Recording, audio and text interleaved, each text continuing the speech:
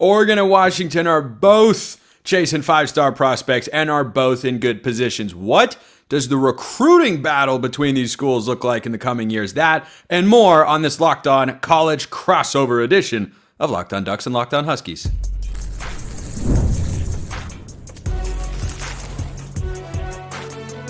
You are Locked On College Crossover, part of the Locked On Podcast Network.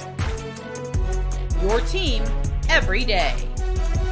Yes, it is that time once again for a crossover edition of Locked On Ducks and Locked On Huskies. I'm Spencer McLaughlin. That is Roman Romashoff. Thank you all for making this your first listen or your first view of the day. Part of the Locked On Podcast Network, your team every day and your number one source to stay up to date with your favorite team, whoever that may be. We'll have this mind-numbing debate that Roman's going to pester me with in the second segment, and we'll get some hoops talk on today's show. That is all coming up today. It's brought to you by our friends over at Game Time. Download the Game Time app, create an account, use code LOCKEDONCollege for $20 off your first purchase. So, Oregon fans are waiting for June to really explode. Messiah Hampton was step one. He committed on Friday. Ryder Lyons has been crystal balled to Oregon. Jet Washington, a 5-star safety, has been crystal balled to Oregon. But those are not the guys we shall discuss today because Washington's not in the fold for those players. But Washington going after 5-star players, Roman, that is, quite frankly, not an unheard of development, but it is a newer development from where I'm sitting in the last couple of years. Because I think as Washington fans know well, Kalen DeBoer looked at recruiting and was like, yeah, whatever. Yeah, no, that's 100% accurate. No, Spencer, this is a really interesting conversation that you and I got to have on Locked On College Football as well for all the everydays out there. Make sure they go listen to that.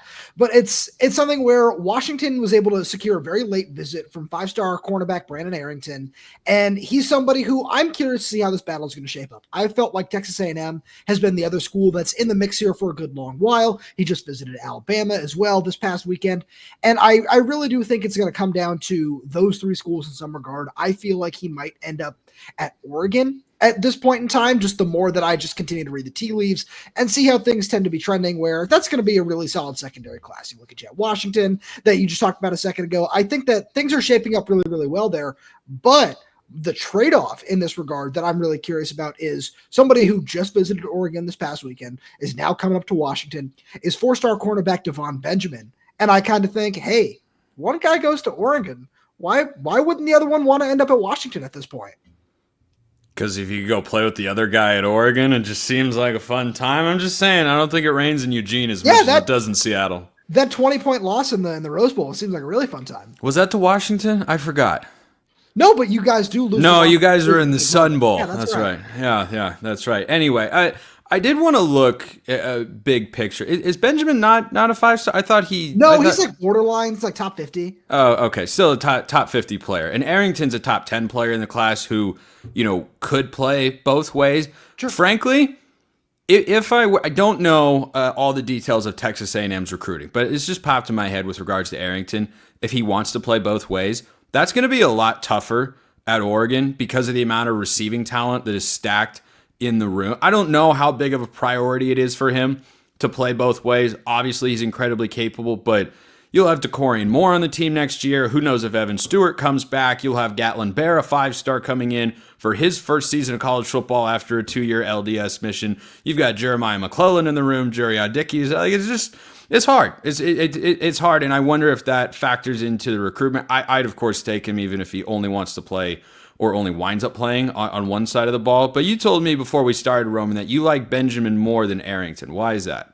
So one of the reasons I like Benjamin is I likened him to what Trent McDuffie was coming out of high school, just to, throw another Washington name out there from a couple of years ago, because he's somebody who is just so technically advanced right now. When you look at his feet, you look at just the way he plays the position, he has such a high level of understanding of it. It's very clear why Arrington is the higher ranked prospect, is because he is an elite athlete. Like, he is breaking Noah Lyles records on the track. Like, that's, Yeah, crazy track guy, which is fair. Which is completely fair. But I look at somebody like Benjamin, and I think, I look at some of these prospects that are coming in around the country. Dijon Lee, just to reference another California cornerback who's down in Alabama. Like, those are the kinds of guys who can come in and play a lot as a freshman. That's not to say that Arrington couldn't, but I just think that who is a college coach going to see from day one and say, I really like just, the technique and some of the other guys that this guy does for one reason or another, where it's very clear that he's been coached up at a high level already and can come in and contribute right away. And there's not going to be this, massive jump from high school to college like there is for some other prospects. And I would lean Benjamin in that regard, just because you see all the things that he does at Oaks Christian, which is a phenomenal program. And you just think that, that guy can play pretty early on in his college career. I wanted to extrapolate this out to the big picture recruiting angle between these two schools, because obviously plenty is made between what happens on the field every year, because I think for any coach in any season, you can make the case this is their most important game. Like, it's the one that if you're going to lose all the other ones or have a bad year, if you just beat that team, then it's okay. Like, everything feels all right.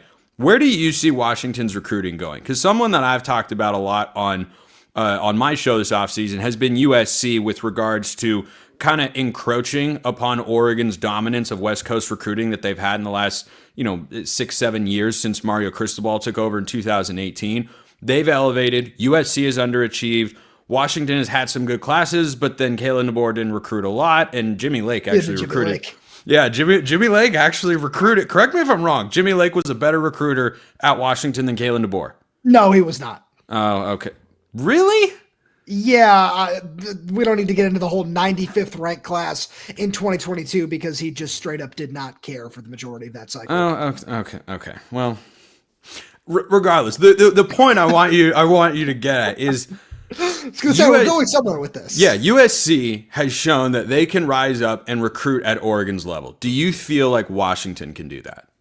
So I don't think that they want to go that far with it. Where I think that who wants talented players, man? That's for dweebs at Georgia and Texas. Yeah, the dweebs that push them out after 2 years when they recruit a transfer guy to start over. Yeah, we're gonna do that later. Right, oh yes, we are. Oh, yeah, stay on point. Stay on point. Nick Saban recruited a lot, but go ahead. Yeah. Yeah, again, different time, different era. But I look at it, and it's Washington. If you have a top 10 to 15 class every year, I think you're going to be really happy with that from the Washington perspective, because Jed Fish is very interested in recruiting at a high level. And I think that, when we look at, especially USC, to throw them into this mix as well, as the three powers on the West Coast, you look at that and you just see that, okay, yeah, they're going to continue to encroach on everything that they want at this point in time, if they're going to keep doing whatever it is that they're doing down there and paying recruits $20,000 a month to stay committed, as the story goes. But was that ever confirmed, or was that just a rumor? I think it was a rumor, but that's why I said as the story goes. Okay. Okay. Yeah. Just making sure.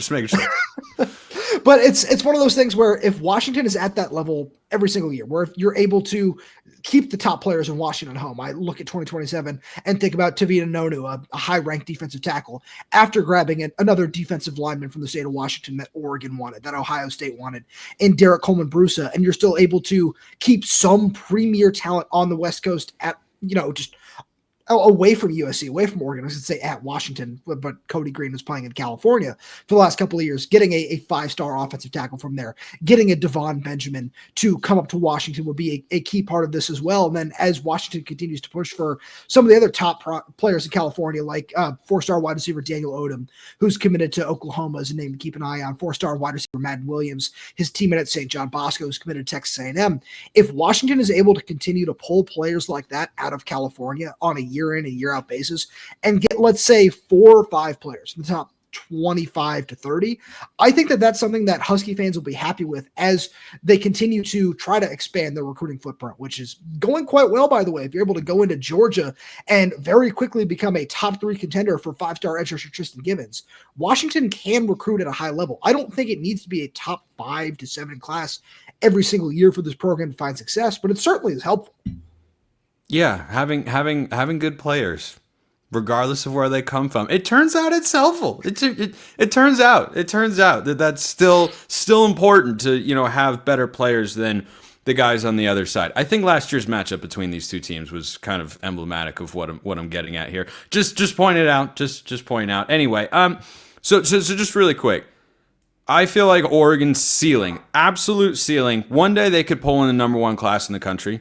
I think, being in a 3 to 5 year window, having 3 to 4 top 5 classes, I think is kind of where they're striving to be. For me, I see Oregon as a floor team for recruiting, top 10. Like they should be in the top 10 every single year. Where do you feel like Washington's floor and ceiling is at with Jedd Fisch?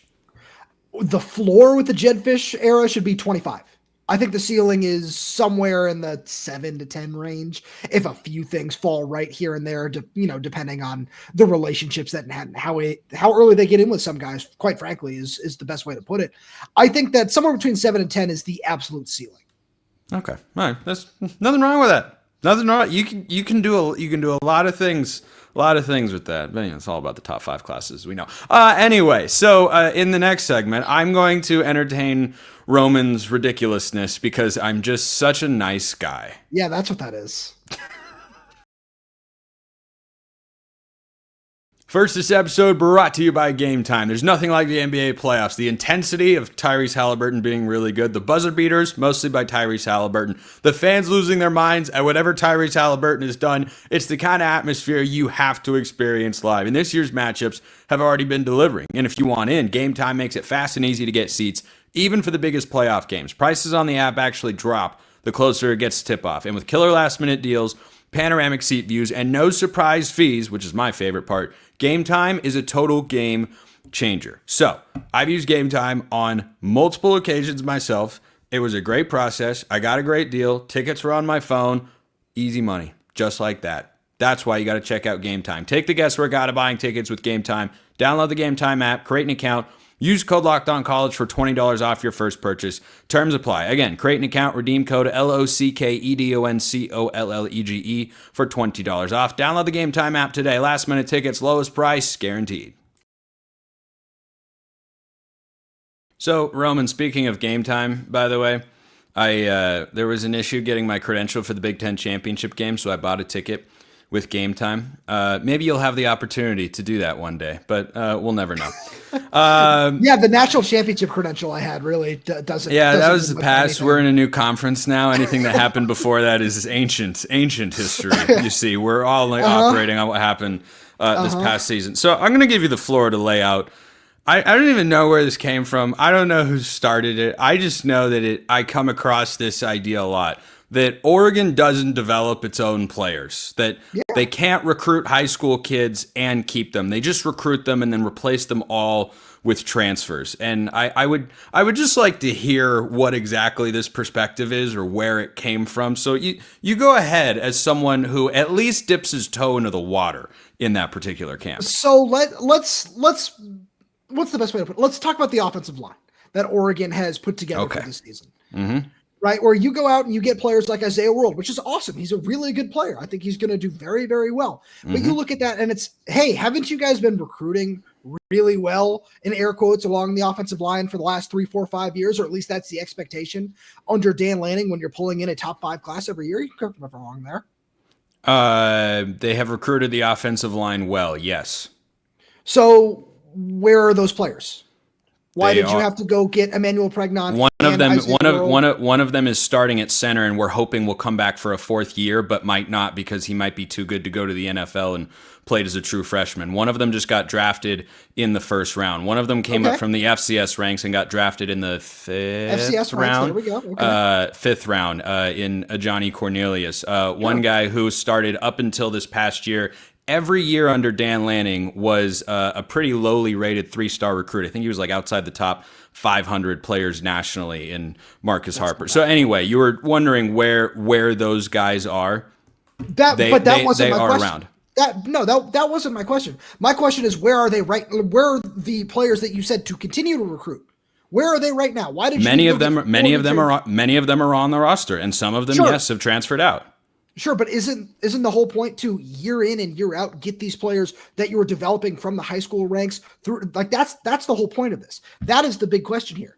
Every single year, you're supposed to be like, oh, no, we have this really good player waiting in the wings at 3 separate positions along the offensive line. Again, this is just the example we're using here because we can go down the whole wide receiver debate if you really want, that you and I had through text a couple of weeks ago, just to pull back the curtain a little bit there. But it's one of those things where if you claim that, yeah, we are developing at all these players that we're recruiting from a top 5 class every single year, wouldn't the majority of your offensive line then be made up of those players? Why is it limited to why does it have to be limited to the offensive line? Well, no, why are you going down this one particular position group? I'm going down this one particular position group because Oregon invested in, correct me if I'm wrong, 4 starters along the offensive line. Yes, that is correct, and I think that's a legitimate. I think, and by the way, I think that offensive line is going to be really good because the guy they have anchoring it down in the middle. And by the way, we all know, I'm sure you know this as well, no one uses just 5 offensive linemen in a particular season. Of the 8 that I expect to see the field at some point this year, I think 4 of them are going to be transfers and 4 of them are going to be high school recruits. Last year, that ratio was different.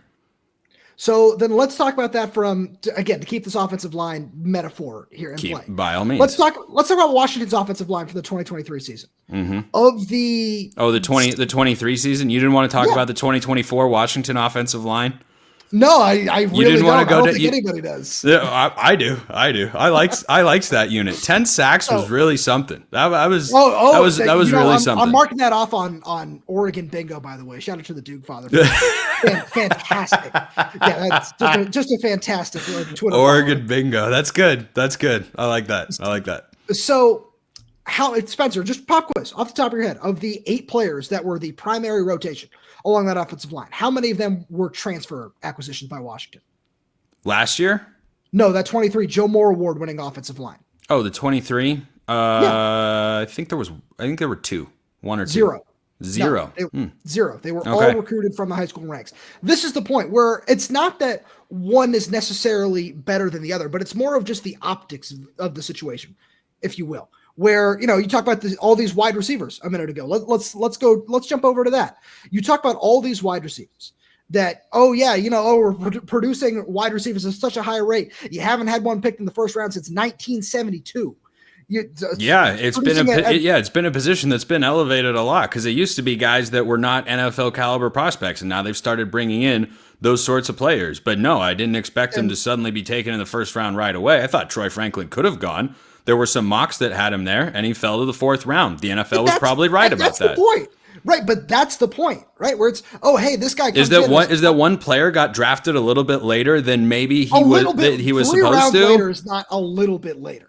That's not a little bit later, but it's one of these things where you look at it. And he was mocked in the first by a couple of different guys. So I thought it was 7th round. This is something that happens every year at Oregon, where all of a sudden it becomes a trend at a certain point when it's, this guy was mocked in the first round. Why did he go in the 7th? This guy was mocked in the first round. Why did he go in the 4th? Is your contention that Oregon is at that point that we've hit the point where it's a trend? No, I'm just saying that it's getting closer than you might think. But I think that's something where you should certainly look at it. Because it's one of those things where, we're producing NFL pick after NFL pick after NFL pick, and they either go in the 4th round or they're transfers. Outside of Josh Collins. Okay, hold on. I can't think of another one. Hold on. A couple of points. First of all, Oregon just had more players drafted this past year than they ever have before. Yeah, than they ever have in the history of Oregon football. Why is that a bad thing? I'll get to where the players came from. I'll get to where the players came from in a moment. But why is that suddenly a bad thing if they weren't all recruited by Oregon out of high school? Why is it punitive against the Ducks, but not as much as other people, of course? Why is it punitive to adapt to the modern landscape and build the best roster that you can that just beat Washington by 28 points and sacked the quarterback 10 times? You're not necessarily hearing my entire argument. That's the argument for the general landscape. My argument in particular is if you want to sell the NFL and you want to sell development, Christian Gonzalez is a fantastic example in my opinion, where he's somebody who, when he got to Oregon, was already mocked as a first-round pick. It's great that he stayed at that level and was able to get drafted in the first round, but it's something where if all of the first-round picks that you are bringing in are from other programs, like Derek Harmon, for example, who I think is a phenomenal player. I think Derek Harmon is an excellent player. Yeah, he was awesome. that doesn't necessarily sell the, oh yeah, we're going to get you to the NFL. It's no, you're taking guys that are already developed to a certain extent in one, in one area or another. It depends on which player you want to get in the particulars with. If you're saying, okay, yeah, they got all these players drafted. How many of those players that got drafted were recruited by Oregon out of high school and then selected by the NFL? If a guy comes in and transfers to Oregon, you're not answering the question. What? Answer the question though. Well, I was answering the premise of the question. I'd have to. I will tally it up in my head once we have a break because I don't want to. I don't want to get the answer wrong. But to the point that you are trying to make here, Roman, a couple of things. First of all, if a guy comes over to Oregon and still has the opportunity when he's previously projected being a first-round pick and then continues to be a first-round pick, why is that a knock on the program, number one? And number two, in what world, if you have this grave concern about Oregon and developing players or whatnot, why can you not develop transfers? Where was Tez Johnson getting drafted? I'm not arguing that. I'm not arguing you can't develop transfers because then you can throw that right back at Washington and say Michael Penix. Yes. Like I'm not going to sit here and argue that. But my point is when these guys who are already very highly touted transfers, which is why I started this with Isaiah World, where if let's say Isaiah World does go on and become a first round pick, it's, oh, look at what Oregon did for him. It's, wait, he was a top 5 player in the transfer portal. Like, isn't that kind of what's expected of him to end up to continue to go on? Well, yeah, but he's still looking to go to a place. He's clearly not NFL ready because I'm pretty sure. I don't think he has to be in college right now. I believe he's already played at least 3 years of college football. I will double check that because it might not be the case, but I don't think he has to be in college football right now. And so if he's looking to go to a place that will elevate him to give him the sort of platform he needs, why is that a bad thing for Oregon to take him and put him in the NFL draft and say, hey, look at what you can accomplish here? Like, why would you not want to showcase high school recruits and transfer portal players of the highest caliber? You can come here and go to the NFL. What is wrong with that? It's the high school angle of that. When you talk about the true development aspect of all of this, it's you're showcasing to high schoolers. It's, hey, we really like you. We're going to, put all our resources into getting you with the photo shoots and whatever else it is they're doing. I don't understand that theme. Yeah, because Washington notably doesn't do photo shoots. No, that's not the point. That is not the point. You're missing the point again. I was asking specifically what the theme of those photo shoots were because I didn't understand that. But I didn't understand the hazmat suit either, honestly. Yeah, if that was the one you were thinking of, I saw that and I was like, I don't know. Like, okay, I remember it. Like, if that's all you're trying to. By the way, World does not have to be in college right now. He was class of 2021, so this will be his 5th year of college football. But this is more the point on that regard. When you talking about development and saying we are going to take you as a high school prospect, push you through our program. By the time you are done with this program, you are going to be ready for the NFL. What kind of message does that send? And this is the overarching point, in my opinion, from the arguments that our two fan bases seem to have on Twitter on an hourly basis, where it's what kind of message does that send? If, oh yeah, we're going to go and we're going to sell all these 5-star recruits every single year that you and I just talked about. And then all of a sudden 2 years later, if it's, oh, hey, we don't think you're 100% ready to play right now. We're not going to let you get better on the field. We're going to just get somebody to take your spot. I'm not arguing that that's the worst way to build a roster. That's not what I'm saying here. But what I am saying is what kind of message does that send if you're going to continue to sell these guys year in and year out and pour all these resources into it just for somebody else to take their spot? I don't think that sends the best message, is my point.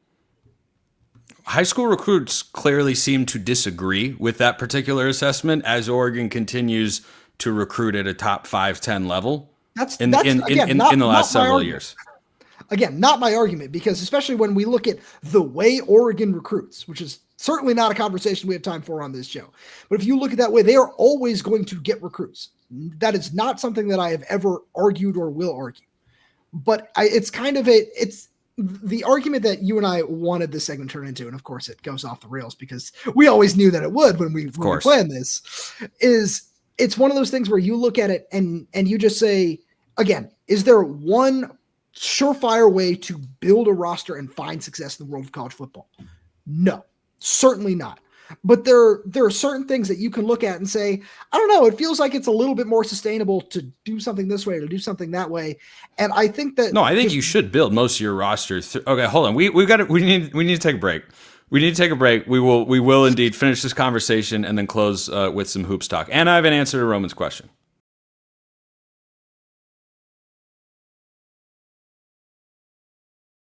Okay, so first point, Roman. Of the 10 Oregon draft picks, 4 of them were originally Oregon high school recruits from many moons ago. Everybody else was a transfer at some point in time. Great. Okay. So Washington also had 10 draft picks in 2024. 8 of those players were recruited by UW out of the high school ranks. That is the point here, where it's that. So what's the threshold? I would say it has to be somewhere in the 60% range. Why? Because I think that's what you want at least the majority of your roster to be built through the high school ranks. Am I wrong? Because you just said a majority of your roster, yes. A majority of your starters, it entirely depends. Because the other thing that you have to look is, as I've brought up, is the developing transfers is something that I don't think gets talked about a ton because everyone assumes you bring in a transfer and he's just ready to play. Well, Dante Moore is a transfer. Anybody look at him the same way that you look at Dylan Gabriel? No, absolutely not. By the way, Dylan Gabriel, great example of what I'm talking about here. He got taken in the 3rd round, which is higher than I thought. I thought he'd be like a 5th round pick, maybe 6th. But the reason he came to Oregon is because he went to the NFL and they gave him an undrafted free agent grade. Then he came back, he goes to Oregon, and he's drafted in the 3rd round. And we're going to pretend like there's a lack of development to sell the players. Like being able to sell both high school and being able to sell high school and portal recruits, I think is incredibly valuable. That's just the way I see it, to build the best roster you can. Of Oregon's 10 draft picks this past year, I think there was one who came to Oregon and was ready to be drafted in the spot that he was, and that's Derek Harmon. I think that guy was going to be a 1st-round pick, no matter whether he'd stayed at Michigan State or whether he came to Oregon, and obviously came to the Ducks because he wanted to compete for a championship. But Jordan Birch was seen mostly as a bust when he was at South Carolina. Jamari Caldwell's probably the other one. I was going to. Yeah, Jamari Caldwell went in the 3rd round. He probably still would have gone in the 3rd round. So 2 of those guys, I think we're going to be taken as high as they were. Everybody else, kind of up in the air. But I think that Oregon did an okay job with Jordan Birch, where you just kind of you found a way to utilize him to the best of his ability. I don't think they let him play inside as much as they probably should have at South Carolina. There are a couple other things going on with that one that I was quite curious with, but it's not like you're hearing my point a little better, which, I'm glad for that. But it's one of those things where if you look at the sample size where it's every single year, 40% of the guys that were getting drafted are players we recruit out of high school. That's not something that I think that any program should be proud of, not just an Oregon thing, because you can just look at that year in and year out and say, oh, wait, if I go there, there's a 60% chance that, if I'm ready for the That's NFL, a 1-year sample size, though. I'd have to compile 10 years worth of data of Oregon draft picks to perpetuate or to lay a claim to, there's a 60% chance if you're a high school recruit that you won't get, like the number of guys that are going to get drafted coming out of high school that go play college football at Oregon, Washington, or anywhere else is still exceptionally low. And even guys that transfer, the chance you go get drafted is still exceptionally low. I think the biggest point, since you and I do want to talk basketball, we're both very excited. We do. I think the biggest point here is not only that there is not one successful way to build a roster, which is something you and I can absolutely agree on. But I think that there's something to be said for when you are taking these guys year in and year out, whether you might agree that they're ready to play or not. A lot of these guys that are coming in with these high-ranking transfer portal grades, Mekhi Hughes being another great example. He's played 2 years at Tulane. Like, they are going to be expected to start and expected to contribute at a very, very high level right away, whether you like it or not, whether that is fair or not. That is the expectation around college football, around the national media, not URI, who cover our individual teams. I think that is something that, you are going to have. Some of us do a little more than that on the side, but I'm just. Check out that watch next box. Get that watch next box down there. But it's one of those things where I think that that is a really, really big part of this, where I lost my train of thought just a little bit there as you wanted to do your shameless self-plug, which I greatly respect. But it's something that I look at, and I think that there is certainly something to be said there, where a lot of people are going to place these fair or not expectations. Like, go read any Pro Football Focus article about Mekhi Hughes this offseason. It's this guy's the second coming. This guy's going to be a top 3 running back in the Big Ten right away. Like, those are the kinds of things that, it might take him a couple games to get used to it because he played at Tulane for the last 2 years. It's not that I don't think he's a good player, but those are the expectations coming in around every single Oregon transfer every single year. And I think that's where you're wrong. Okay, I'm exaggerating a little bit there. Yes, you're exaggerating a lot of it. I talk about every transfer that comes through. I've been talking about Malik Benson for months here on this show, who I could easily gas up and say this guy is ready to explode, realizes JUCO All-American talent, and I looked at him all offseason. My everydayers could tell you and say, yeah, I don't know, he might be a 400 yard guy now that Evan Stewart's not there. Before that, maybe he catches a couple times. I don't know. Like, he's kind of a mystery box. Right. But if you want to cherry pick examples like that, you called me out for doing that earlier, by the way. Yeah. But if you want to cherry pick examples like that, you can do that with every program as well. But you can look at it and you can say that there are just a very, very high amount of expectations, around a lot of these Oregon transfers that come in on a year in, year out basis. And like Dylan Tiedemann being another one who we didn't get to, where like the expectations around that guy are sky high. Mm-hmm. And what does that say to, like, obviously they just got a crystal ball for Jet Washington, but what does that say to some of these guys that are already on the roster where it's, oh, hey, that guy's got 2 years of eligibility remaining. And that you better be ready to compete. And then if you want to compete, if you don't think hold on, if you don't think, and the message is you better be ready to compete. Number one, we want to have as much talent as we possibly can on the roster. Number two, it's not like there's only one safety spot on the team. Number three, if you don't believe that you're good enough, we believe that you are good enough to compete with this guy, or take his spot one day when he moves on. But if you don't think you are, hey, go right ahead. But also, Oregon is one of the only programs in the country that has never lost a starter to the transfer portal under their current head coach. A starter has never left. You were building for last season. You were building for that. I think that's a big part of that. You were building for that 2024 championship run, which didn't turn out very well, by the way. But one of the other things. Thanks for the reminder. I forgot. Hey, you're welcome. But it's one of those other things where you can look at that and you can say, like, yeah, you want to breed that competition atmosphere. Jed Fish talks about that every single time he gets in front of a microphone. But it's also one of those things where it's, hey, we don't necessarily believe in you enough that we think you're ready to take a big jump forward into the rotation or to starter. So we're going to go get Dylan Tiedemann because we want him to do that job. I think that's something that certainly resonates in the same light. Does it not? I think the recruiting results indicate otherwise, that clearly it doesn't, because fans or you or other people have tried to spin this narrative. Well, they're going to get tired of it. And yet, here we are with Oregon back in the fold for a bunch of 5-star recruits and still landing elite prospects. We've been like, this conversation has gone on for the last couple of years. And yet, here we are. I'm in the camp of build the best possible roster you can, however you need to get the players. If Oregon had, leaned more into development last year, they still would have been really good. But they would not have been as good if they didn't bring in Derek Harmon, if they didn't bring in Dylan Gabriel, if they didn't bring in, like, just keep going down the list. Jabbar Muhammad, even. You remember him vaguely? I do. Yeah, very well. At the end of the day, look, it's all about success. Sorry, this is the last thing I want to say. At the end of the day, it is all about success in college football. And it's why I keep coming back to the point of there is no one just surefire gospel way to build a roster. But it just seems like in the general world of college football, there are certain avenues that are going to start revealing themselves as more sustainable than others. And I think that one thing that you and I are both very curious about is how is that going to shape up for both the programs that we cover? Whether, it be, okay, yeah, you want it, there's going to be a certain number, like I said earlier, of 80 to 85% being high school instead of transfers. Like, we don't know. We don't know where this is going. And I think that is such a big part of this debate between our two fan bases, which is, as we said, just something to behold. I'm sure it won't be raging in the comments at all of this show on our channels. While we've still got like 60 to 90 seconds or so, this went a little longer than we were planning, but hey, that's the way the cookie crumbles.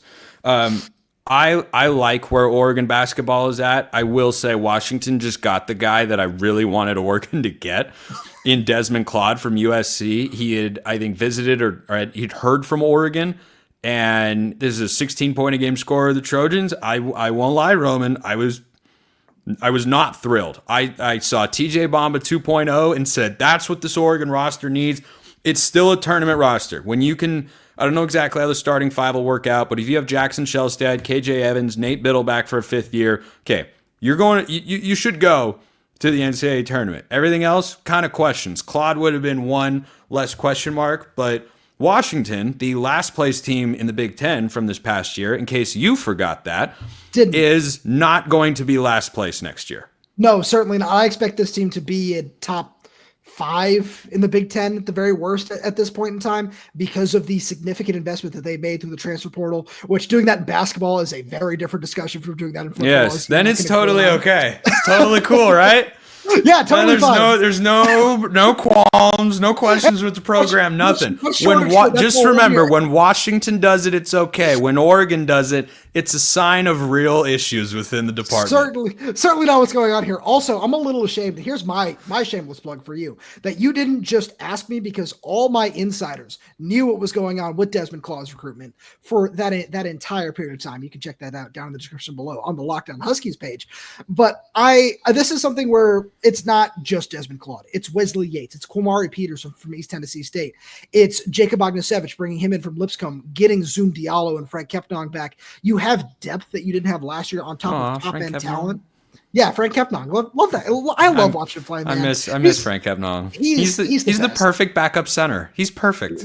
He's going to start the season. If he stays healthy, I think he'll be a really big impact on the defensive end. Getting Lathan Somerville from Rutgers is a really important part of backing him up as well. And then bringing in a couple of really high-end freshmen like JJ Mandequit, and then a guy from Germany and Hans Steinbach, who just looks absolutely incredible in the Bundesliga playoffs.